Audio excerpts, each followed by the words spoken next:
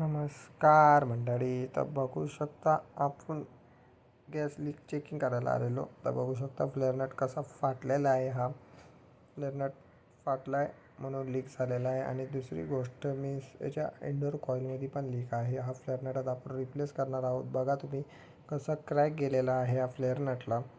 त्यानंतर तुम्हाला मी दाखवतो. क्वार्टरचा फ्लेअर नट चेक केला, हा व्यवस्थित आहे. पण आपण काय करणार आहोत, दोन्ही फ्लेअर नट याचे चेंज करून टाकणार आहे, कारण की उद्या याच्यात प्रॉब्लेम नको यायला. बघा. आणि त्यानंतर ही आहे कॉईलची हालत. मीन्स आता इथे उतरले तर हिला जेट पंप मारायला लागणार.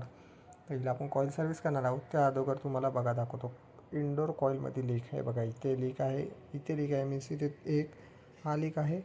त्यानंतर बघू शकता तुम्ही इथे साईडला पण लीक आहे. एक मिनटं. हा बघा लीक. मीन्स इथेही लीक आहे. म्हणजे याचे सगळे यू बँड आपण चेंज करून आणणार आहोत. आणि यू चेंज बँड केल्यानंतर प्रॉपर AC काम करेल आपली. ही आपली गॅरंटी आहे 100%.